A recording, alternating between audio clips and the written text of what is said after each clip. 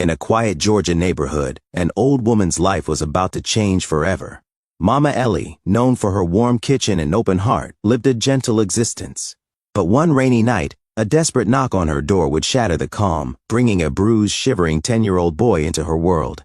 He was running from a nightmare, and she, a stranger, became his only hope. What happened next would weave their lives together in a way neither could have imagined, bridging decades and defiance, all leading to a courtroom where a powerful secret would finally be revealed.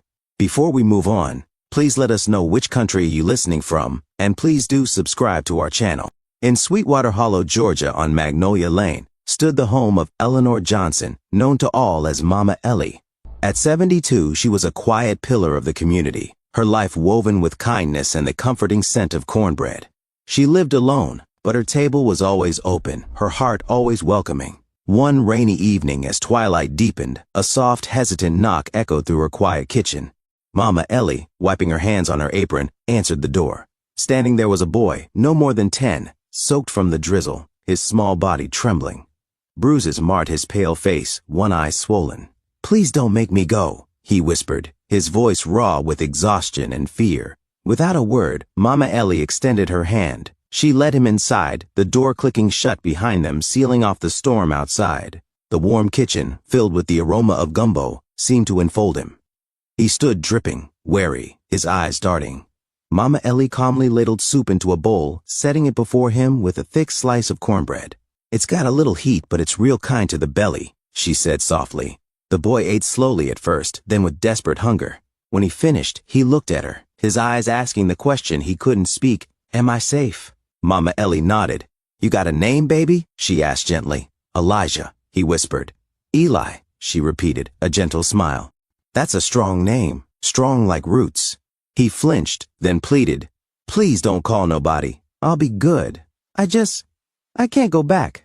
Mama Ellie draped a faded Afghan blanket over his shivering shoulders. "I ain't sending you back, sugar. Not tonight, not ever to danger, but I do have to call someone who can help you the right way. You're safe here till then, you hear me?" A single tear slipped down Eli's cheek. Mama Ellie gently cupped his face, brushing it away.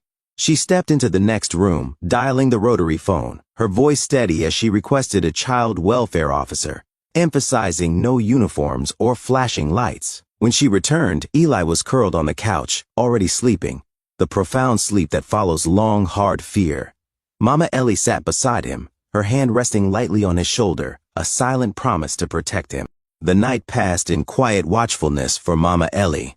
As dawn broke, a calm knock announced Miss Evelyn Reed, a caseworker from the Department of Family and Children's Services. Mama Ellie quietly recounted Eli's bruises and terror. Miss Reed nodded, acknowledging his history of running, noting, this time, someone actually opened the door. Mama Ellie gently woke Eli. "Eli, baby," she murmured, "there's a kind lady here to help. You won't be hurt, but we need to talk about what happens next." Eli sat up, his small hands clutching his knees. "Do I have to leave?" he asked, defeat in his voice. Mama Ellie took his hand. "Not right now, and not to where you came from. That ain't ever happening again, you hear me?" Miss Reed knelt, her voice warm. "Eli, we'll find a safe foster home. But for a few days, if Miss Eleanor agrees, you can stay right here." "He's got a room already," Mama Ellie confirmed, "and groceries enough for a week. Don't need no government check. Just need to know he's not going back to hell." Hope flickered in Eli's eyes. Mama Ellie led him to the spare room, telling him he could unpack his heart here, one piece at a time. Over the next days, Eli slowly began to trust. He had nightmares, but Mama Ellie was always there. She taught him to stir gumbo, to shell peas, to read the weather. He started to set the table without asking, to lean against her during gospel hour. When Miss Reed returned a week later with news of a foster placement, Eli's hands trembled as he packed. Mama Ellie gave him a small notebook. On the first page, in her careful script, she had written, "You are seen. You are safe. You are somebody." At the door, Eli paused. "Will I see you again?" Mama Ellie cupped his cheek. "You will, baby. I'll be right here. And you come back when you're ready. This door don't close on people who need love." Eli nodded, lips pressed tight, and followed Miss Reed down the walkway. The house fell quiet, but a seed had been planted, growing silently beyond Magnolia Lane. Years folded into decades. Mama Ellie continued her quiet life, her door always open, her faith in kindness unwavering. Eli, guided by her words, navigated the foster system and excelled in school. He discovered a passion for words, for logic, winning debates and graduating at the top of his class. He went on to law school, dedicating himself to youth defense, carrying Mama Ellie's lessons as his true inheritance. He had no blood family, but he held her words as his most precious legacy.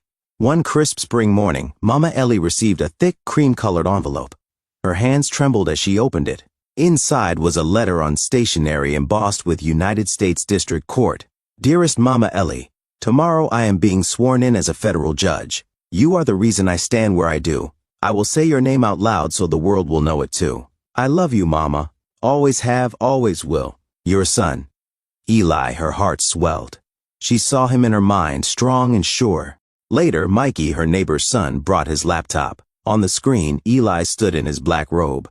He spoke of his journey, of a broken boy meeting not suspicion but soup and love.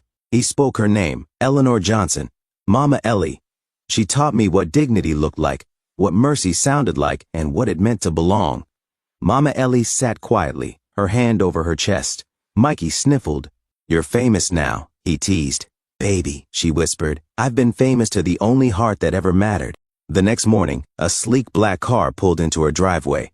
The door opened, and there he was, taller, grayer at the temples, but unmistakably Eli. She opened the screen door before he even knocked. He walked up the steps, wrapped his arms around her frail frame, and held her. I came home, he murmured.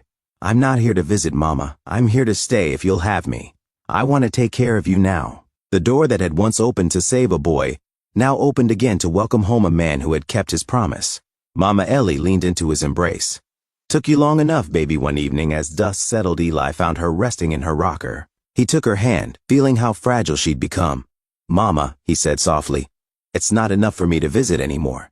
I want you to be my mother, not just in my heart, in name, in everything. Her eyes shimmered. You always were my son, she whispered. From the moment you knocked, baby. Eli kissed her forehead, a promise sealed. That night, under their shared roof, he filed the paperwork to make it true on paper what had long been true in spirit. He signed her name with reverence, Eleanor Johnson, now his mother by choice. He called her Mama, with no hesitation, just profound truth. What act of kindness, no matter how small, has left a lasting impact on your life? Also, what would you have done in place of Mama Ellie if a boy in need of help had knocked on your doorsteps at night? Would you have chosen to understand his situation and help him? Remember, kindness always comes back to you in unexpected ways, as it did for Mama Ellie. Please share your thoughts and comments below.